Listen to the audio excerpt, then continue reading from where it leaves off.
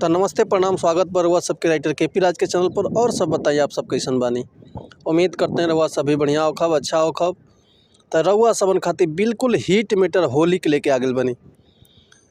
भक्तिमय होली बा। ई अयोध्या यानी राम जी के ऊपर बा, राम और सीता जी के ऊपर होली बा। ई भक्तिमय होली। इससे पहले एगो बात कहब, अगर वह गायकी में इंटरेस्ट बा आ नया नया मैटर के तलाश में बानी, नया नया मैटर हुआ के नइखे मिलत, अगर हमारा चैनल पे आ गइल बनी तो अब निराश भेला के जरूरत नहीं है। चैनल के लाइक करी, सब्सक्राइब करी, बेल आइकन प्रेस कर दी, ताकि कोनो भी वीडियो अपलोड करी तो सबसे पहले नोटिफिकेशन रउआ सबके मिले। एक और बात कहब रउआ सबसे भैया कि अब रउआ के बिल्कुल निराश भेला के जरूरत नहीं है। काहे कि हम हर एक प्रकार के सॉन्ग लिखिले, भोजपुरी होखे या हिंदी होखे, लव सॉन्ग होखे या ऑर्केस्ट्रा सॉन्ग होखे या बेवफाई सॉन्ग होखे या लयदारी होखे या झलकुट्टन होखे या धोबी दासू गीत होखे, हर एक प्रकार के सॉन्ग लिखिले हम। रउआ सबके बिल्कुल उचित चार्ज पे फुल गाना मिली। हमरा तरफ से रउआ सबके फुल सपोर्ट रही, बशर्ते रउआ सबके गायकी में दम रहे के चाहिए। अगर रउआ गायकी में दम बा तो फुल सपोर्ट करे हम रउआ सबके। चलिए देखिए आज के गाना कैसे बा। आज के गाना कौन हो, कई तरह गावक बा, का शब्द बा, करम शब्द रउआ सबसे बताओ तनी। कि उड़त गुलाल बावे सभे खुशहाल बावे, नगरी अयोध्या के बड़ी बेमिसाल बावे, होता हुरदंग लेके खुशियाँ तमाम आए, होली खेलन सियासी प्रभु राम आए। एक भी और शब्द सुनी लुआ सब बढ़िया तरह से।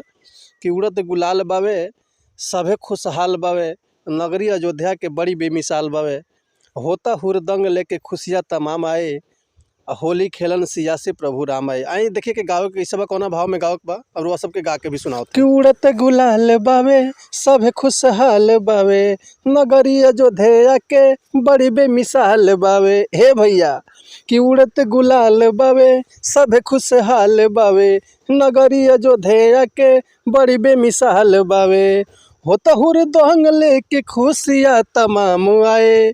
कि होता हुरदंग लेके खुशियाँ तमाम आए, होली खेलन सियासी प्रभु राम आए। कि होली खेलन सियासी प्रभु राम आए। तो उम्मीद करतनी मैटर वह सबके बेहद पसंद आयल हुई। अगर ये गाना के फुल लिखवाल चाहत तनी तो डिस्क्रिप्शन में हमार कॉन्टैक्ट नंबर बा, व्हाट्सअप नंबर बा, कॉल कर सकिले, व्हाट्सअप कर सकिले। रउआ के बिल्कुल उचित चार्ज पे फुल गाना मिल जाए। एक और ही बात कह भैया रउआ सबसे, अगर हमारा गाँव में कोनो मिस्टेक भइल होखे तो एक खातिर भी क्षमा चाहतनी। ऐसे कि हम गायक ना ही, रउआ सबके खाली समझा सकिले, बता सकिले कि गावे के कैसे बा। ये रउआ ऊपर डिपेंड करता, रउआ कितना बढ़िया से गा सकिले, कितना बढ़िया लय से गा सकिले, कितना बढ़िया आलाप दे के गा सकिले, ये रउआ ऊपर जिम्मेदारी बा, ये और जिम्मेदारी बा। तब मिलत है नेक्स्ट वीडियो में कुछ नया गाना, कुछ नया मैटर, कुछ नया धुन, कुछ नया कंपोजिशन लेके। तब तक ले रउआ सबसे अनुमति चाहत तनी। प्रणाम, नमस्कार, जय हिंद, जय भारत, जय भोजपुरी समाज।